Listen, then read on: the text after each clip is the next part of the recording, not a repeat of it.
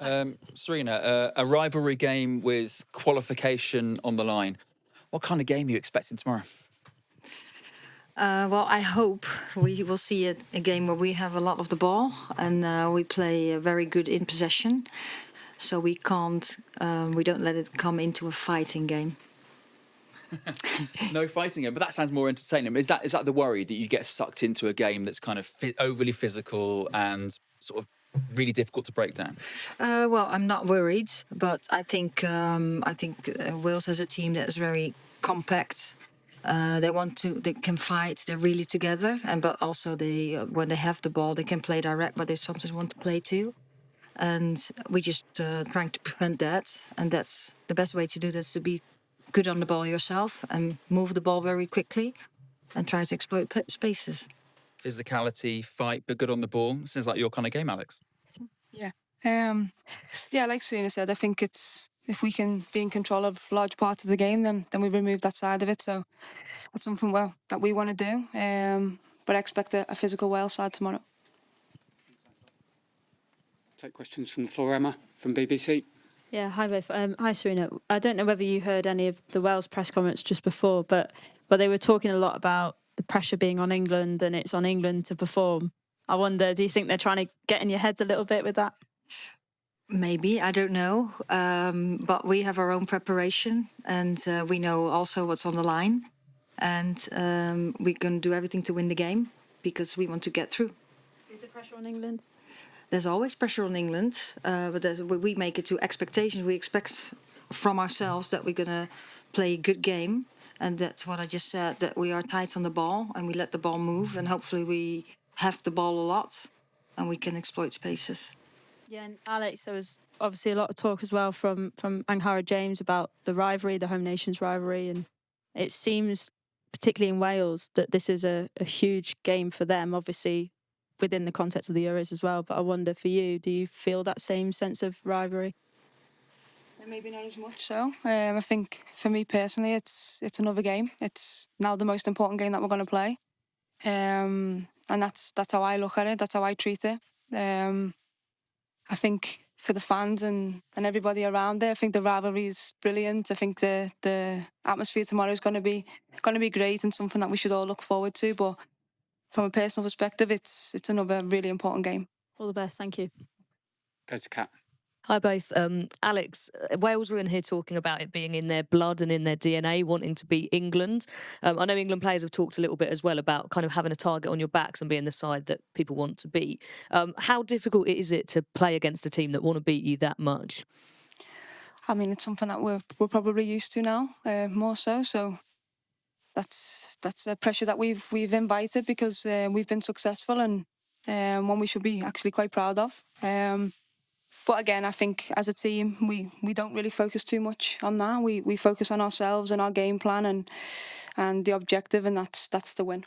And Sarina, have you sort of had conversations with people? Have people sort of taught you anything about the history? What have you learned? Yeah, I learned a little bit about the history and but about the rivalry. But again, yeah, we're focusing on what we have to do and how we want to play and find a way how to win. We've seen teams at this tournament who have sort of been able to sit in that low block and kind of frustrate and against perhaps bigger nations. How difficult is it to play against a team that, again, might be able to do that and are going to be looking to kind of sit back?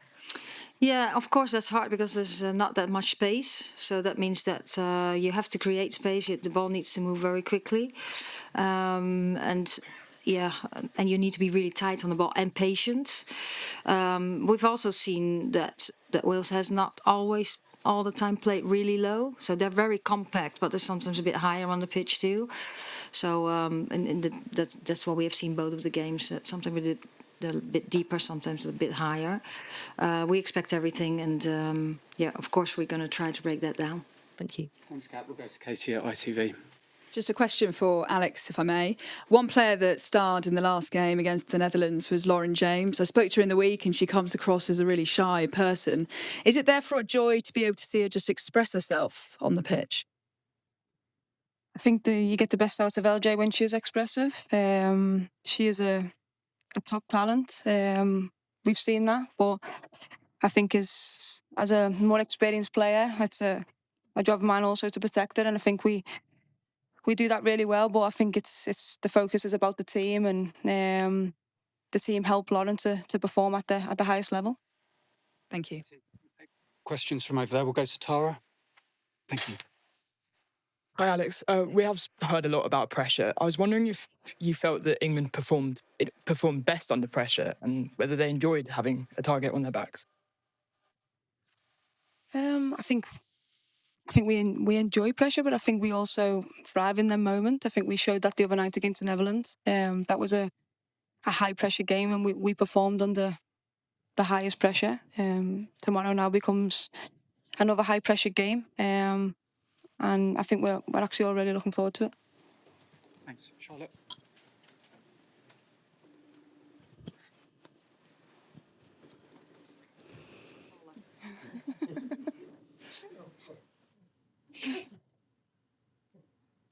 Hi, Alex. Hi, Sarina. Alex, a question for you. I just wondered what tweaks you have to think about when you switch from centre-back to left-back. Not so much as probably what you think. I think in my role here at England as a left-back, I'm still allowed to...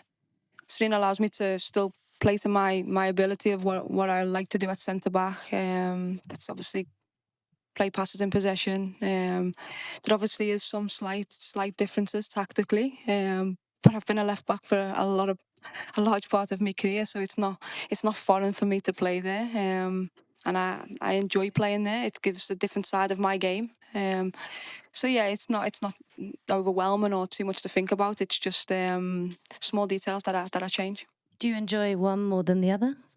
Not necessarily. I think it's game plan, it's opposition, it's what's best for the team, and that's the most important thing. And just you live, breathe football. What I imagine, I don't know, correct me if I'm wrong, that you're trying to watch as many games as possible. I just wanted to get your thoughts on Spain's performance against Italy, which was just such a high quality. I don't think we've seen that level in the women's game. Would you agree with that? You've probably just out me because I actually watched a little bit of the game. From what I've seen from Spain anyway, I'm playing against them. They're a top team. They possess the ball really well. I still think they have their vulnerabilities, and I think Italy proved that last night a little bit. But it's not a team that we need to focus on right now. It's ourselves and Wales. Thanks, Alex. Thank you. Hi, nice to see you both. Sarina, could I check if everyone came through training and available for the game? Great. Maybe I should start with that next time. Yeah. Yeah. Is there anybody in the squad whose minutes you still need to manage, or can everyone play a full 90? Everyone can play full 90. And how close are you maybe now to that, the blueprint for the 11 that you want going forward after those tweaks between the France and Netherlands games? Yeah, that's hard to say. Things develop during the tournament, and like things of course have developed from France to the Netherlands. And what we also do is then look forward to the next game, what we did now with Wales, and what do we need, what do we think is best at this moment to start the best team to play against Wales. Thank you. And Alex, can I just ask one more question?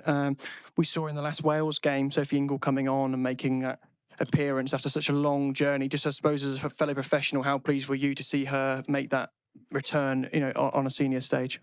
Yeah, I mean, so happy for Soph. Obviously, I've been through a difficult time with injury myself, and how lonely that journey can be. Their objective was to get back for the Euros, similar to mine, and I know Soph really well from playing with her at club level. She's a top girl, top player, so yeah, really happy to see her back. Thank you both. Hello, my name is Ina from ARD TV Germany. I would like to go back to Lauren James. Already one question was there. Question to the manager. How do you rate her development, and what type of character is she off the pitch? I rate her very high, as many other players in my team. I think she's a very good player, and I think just what Alex said too, she's playing to her strengths, and she's doing that really well, but the team is supporting her really well too, and the other way around, she's supporting the team too, and I think that's what it's all about. And off the pitch, she's just herself, a little bit introvert, but she just loves football. Thank you. Thank you. We'll go in front to Tom. Hi both.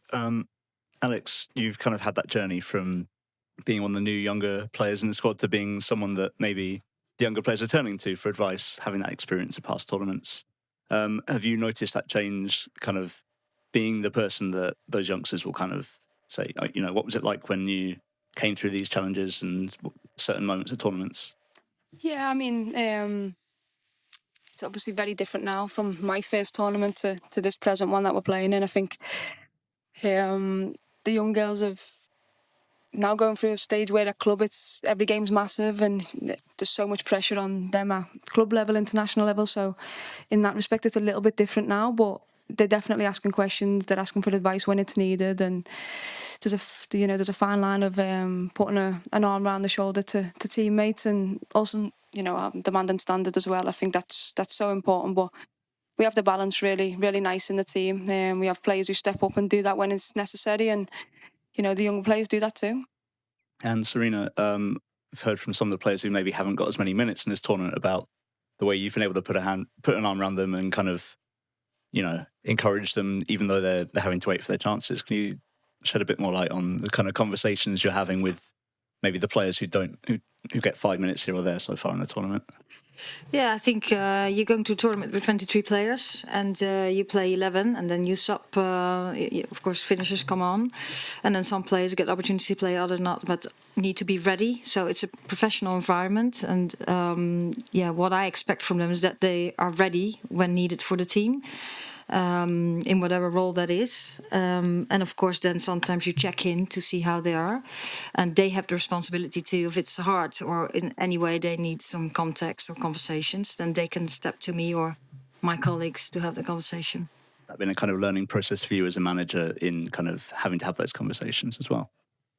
Well, I've always been a person that I think connections and conversations and communication is very, very important because I think it's when things are clear or as clear as possible, and it's good to give clarity and to give context at moments. But of course, as a human being, I've developed too, so I think I do that a little bit better than I did that 15 years ago. Thank you. Thanks, Tom. We'll go to TalkSport just next to you. Hi, Sarina. Hi, Alex. Uma from TalkSport. I wanted to ask, sort of along the same lines, a lot's been spoken about with Wales being at their first major tournament, and I wanted to ask you, Alex, obviously, as someone who's been to major tournaments, do you look at it through different eyes now? Now that you're more experienced, what would you say to, I suppose, younger Alex when it comes to enjoying the tournament as an experience? I'd say what you've just said. Enjoy the tournament as an experience. I think when I was younger, still similar now, you're guilty of maybe not enjoying the moment as much, and it's football constantly. Of course, we're here to play football and win, but I think everything that comes with it is probably something I've not appreciated as much when I was younger. And probably something I enjoy a little bit more now. The moments away from football, I enjoy a little bit more. I switch off a little bit more than I used to. Not too much, but I think it's so important that you get the balance right, and sometimes it's hard to know what that is. But like you said, with experience that comes, and I'm more than happy to help the other players with that and say, it's okay today to switch off from football. It's important to do that because if you want to go to a final, you're here for a long time, and that's what we want to do. Very much. We go to Rob from Sky News. Thank you. Hi, Sarina. Good luck for the game. Have you felt since the win the other night that any tensions in the camp have been relaxed? And what do you do when the players have been together for so many weeks now to keep everyone together and in good spirits? Well, of course, the tension's building up again because we play again tomorrow. It was a must win, and we did well. So we had that was a lot, like we didn't party, but it was a little celebration that we were really happy together. And then we move on again. I think the players are really together, and they're taking responsibility, but also having conversation on and off pitch. And I think that looks really good. And of course, then you have to perform again, and that showing that in good results. And that's what we're going to try to do tomorrow. And Alex, we saw the England and Wales fans mixing in the Zurich fan zone last night. Is that the type of friendly rivalry you like to see, or do sometimes you need to feed off that rivalry to push you over the line? No, I think it's healthy. There's a mutual respect between the fans and the players also. But of course, the reality is we want to win. Go to Tom. We heard from the Wales camp earlier, and it's clear that they're sort of ready for the game of their lives. A lot of passion, and a lot of sort of pride in what they've achieved. When you do your analysis of a team like Wales and you look at what they've done in the past couple of games and you see like the basic numbers of what they've achieved, how do you factor in the effect that things like passion and emotion may have on a group of players who are looking to play could be one of the biggest games ever? Yeah, for them it's of course a big game, but for us it's a big game too because we have to win. We want to get through the group stage and control that ourselves.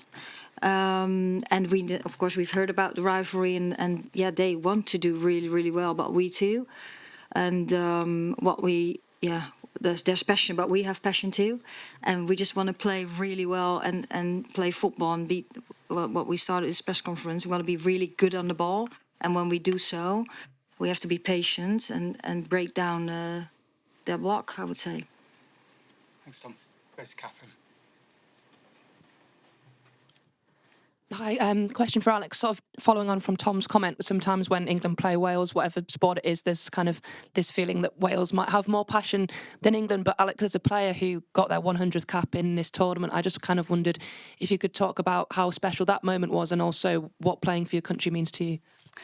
Yeah, I mean, playing for England has always been a dream of mine since I could kick a ball. I think to then make 100 caps for my country is genuinely something I never thought I would achieve, but really proud of doing that and really grateful for the people who have helped me along the way.